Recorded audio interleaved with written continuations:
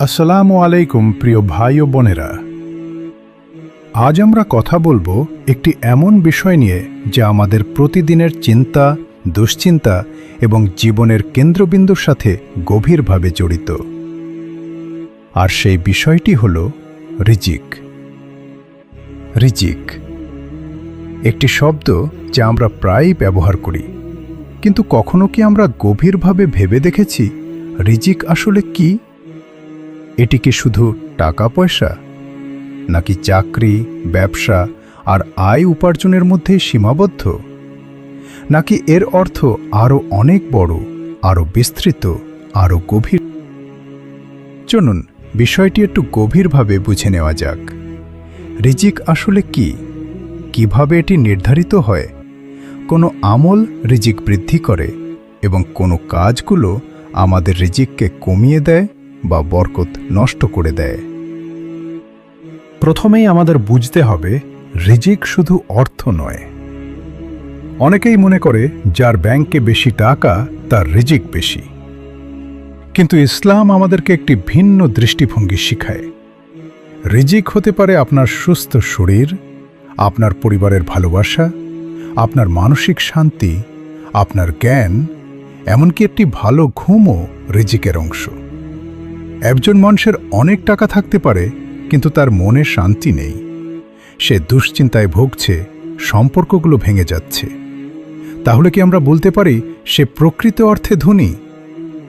আবার কেউ হয়তো খুব সাধারণ জীবন যাপন করছে, কিন্তু তার অন্তরে প্রশান্তি আছে, পরিবারে ভালোবাসা আছে, সে আল্লাহর উপর সন্তুষ্ট। এই মানুষটি আসলে প্রকৃত অর্থে সমৃদ্ধ। এখন একটি গুরুত্বপূর্ণ প্রশ্ন, রিজিক কিভাবে নির্ধারিত হয়? আমাদের অনেকের মনে ভয় কাজ করে, আমার রিজিক কি কমে যাবে? আমি কি ভবিষ্যতে নিরাপদ থাকব? কিন্তু একজন মুমিনের জন্য এখানে একটি বড় স্বস্তির জায়গা আছে, কারণ রিজিক নির্ধারণ করেন স্বয়ং আল্লাহ তাআলা। আপনার জন্মের আগেই আপনার রিজিক, আপনার আয়ু, আপনার জীবন সব কিছু নির্ধারণ করে রাখা হয়েছে। এখানে একটু থামুন এবং গভীরভাবে ভাবুন। যে রিজিক আপনার জন্য লেখা হয়েছে তা কেউ কেড়ে নিতে পারবে না, আর যে রিজিক আপনার জন্য লেখা হয়নি তা আপনি হাজার চেষ্টা করলেও পাবেন না। তাহলে কি আমাদের চেষ্টা করার দরকার নেই?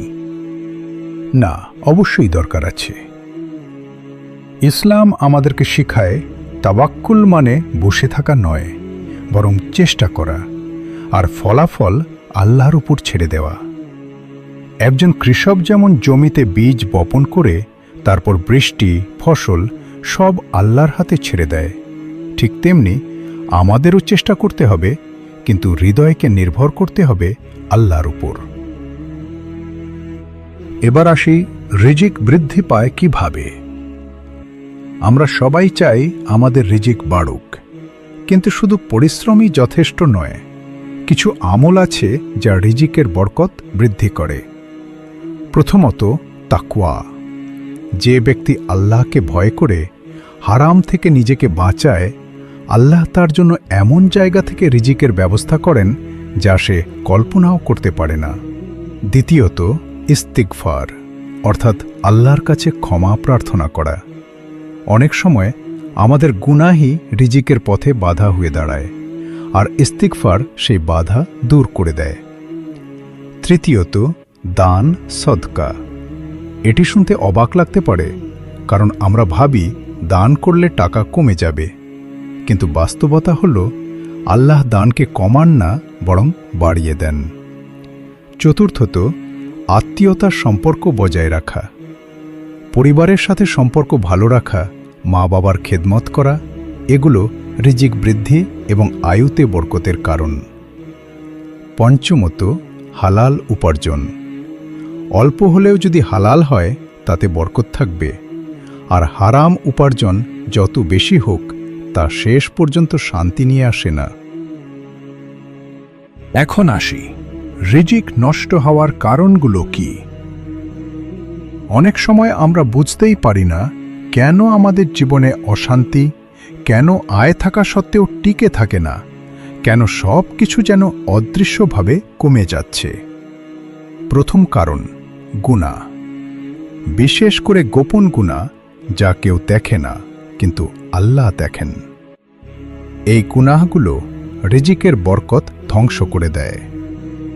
দ্বিতীয়ত, হারাম উপার্জন, ঘুষ, প্রতারণা, সুদ। এইগুলো হয়তো সাময়িকভাবে সম্পদ বাড়ায়, কিন্তু দীর্ঘমেয়াদে তা ধ্বংস ডেকে আনে। তৃতীয়ত, অপচয়, অপ্রয়োজনীয় খরচ, দেখানোর জন্য ব্যয়, এগুলো বরকতকে সরিয়ে দেয়। চতুর্থত, অকৃতজ্ঞতা, যে ব্যক্তি আল্লাহর দেওয়া নেয়ামতের কদর করে না, তার কাছ থেকে সেই নেয়ামত একসময় কেড়ে নেওয়া হয়। পঞ্চমত, নামাজ ও ইবাদতে অবহেলা, যখন একজন মানুষ আল্লাহকে ভুলে যায়, তখন দুনিয়ার জিনিস থাকলেও তার ভেতরে শূন্যতা তৈরি হয়। এখানে এসে আমাদের একটি বিষয় খুব ভালোভাবে বুঝতে হবে। রিজিক শুধু কত টাকা আছে সেটি দিয়ে পরিমাপ হয় না, বরং রিজিক হল আপনি যা পেয়েছেন তাতে কতটা সন্তুষ্ট। একজন মুমিনের আসল সম্পদ হল তার তাওয়াক্কুল, তার সন্তুষ্টি আর তার আল্লাহর সাথে সম্পর্ক।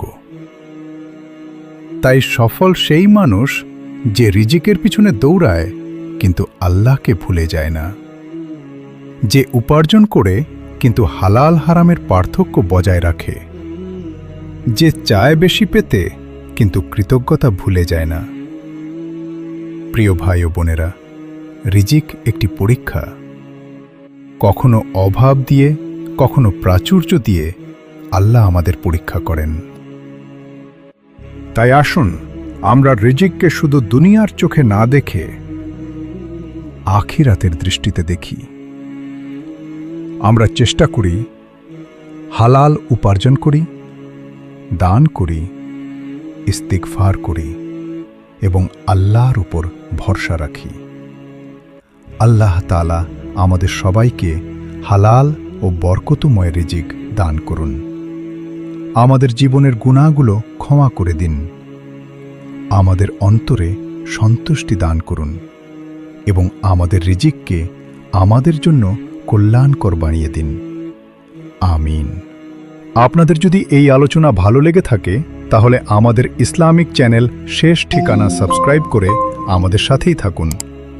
আপনার একটি সাবস্ক্রিপশন আমাদেরকে আরও এমন উপকারী ইসলামিক আলোচনা তৈরি করতে অনুপ্রাণিত করবে। ভিডিওটি শেয়ার করুন যাতে রিজিক সম্পর্কে এই গুরুত্বপূর্ণ বার্তা আরও মানুষের কাছে পৌঁছে যায়। আসসালামু আলাইকুম ওয়া রাহমাতুল্লাহ।